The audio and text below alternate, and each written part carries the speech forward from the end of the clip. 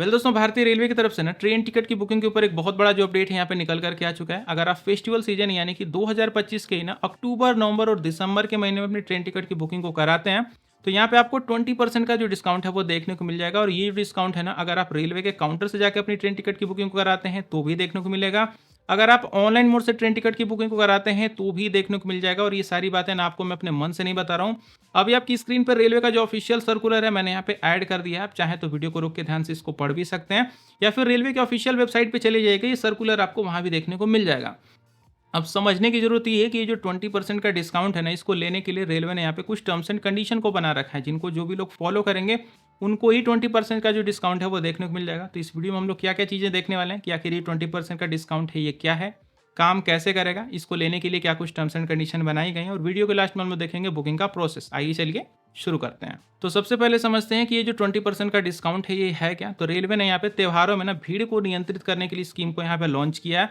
Railway ने इसका नाम रखा है round trip package for festivals. जो भी लोग यहाँ पे राउंड ट्रिप की बुकिंग को करेंगे, यानी कि आने और जाने की टिकट की बुकिंग अगर एक ही साथ करेंगे, तो उनके बुकिंग के अमाउंट पे उनको यहाँ पे 20% का जो डिस्काउंट है वो देखने को मिल जाएगा। आइए हम लोग बिल्कुल डिटेल समझते हैं टर्म्स एंड कंडीशन के बारे में।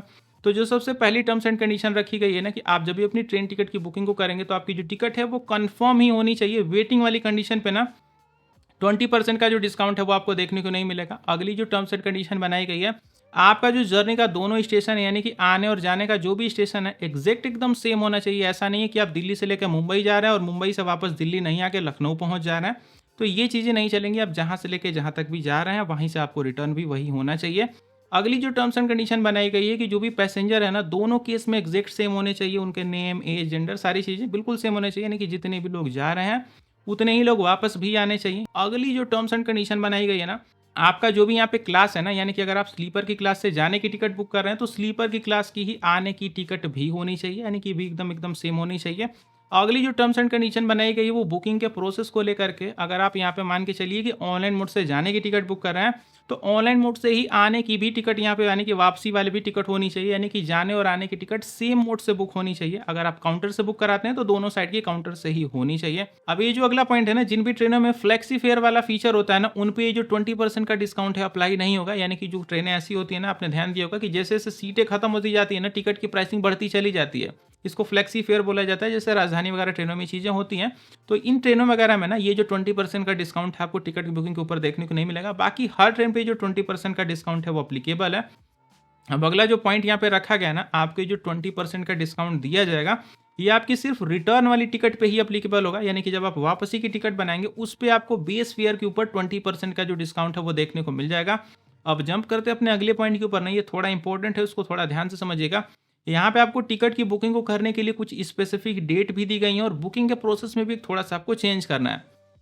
आपकी जो जाने वाली टिकट है ना, वो 13 अक्टूबर 2025 से लेके यहाँ पे 26 अक्टूबर 2025 की ही होनी चाहिए।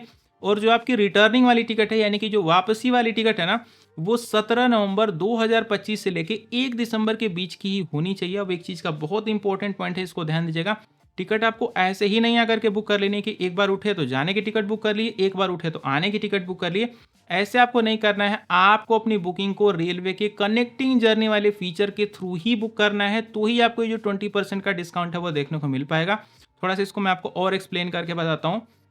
अगर आप रेलवे के काउंटर के थ्रू अपनी ट्रेन टिकट की बुकिंग को कराना चाहते हैं, तो फॉर्म फिलअप जब होता है ना रेलवे के काउंटर वाला, तो वहीं पे आपको एक ऑप्शन देखने को मिल जाता है कनेक्टिंग जर्नी का। मैं बेसिकली अपनी कोई भी एक फॉर्म फिलअप की वीडियो के नीचे डिस्क्रिप्शन बॉक्स में ऐड कर दूंगा, आप उसको देख लीजिएगा।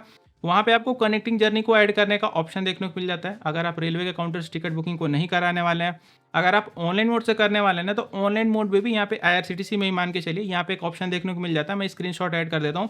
आपको इस ऑप्शन के थ्रू अपनी ट्रेन टिकट की बुकिंग को करना है इन सेलेक्टेड डेट में, तो ही आपको ये जो 20% का डिस्काउंट है वो देखने को मिल पाएगा आपकी रिटर्निंग वाली टिकट पे। अगर आप इस कनेक्टिंग जर्नी वाले फीचर को कैसे यूज वगैरह करना है डेडिकेटेड मुझसे अगर आप एक वीडियो चाहते हो तो कमेंट करिए, मैं आपको वीडियो भी बना करके दे दूंगा। बहुत सारे लोगों को अगर रिक्वायरमेंट आ गई तो वीडियो भी आपको देखने को मिल जाएगी। फिलहाल आप जाइए 20% डिस्काउंट को एंजॉय करिए। मैं आपसे मिलता हूँ अगली वीडियो में। Good bye.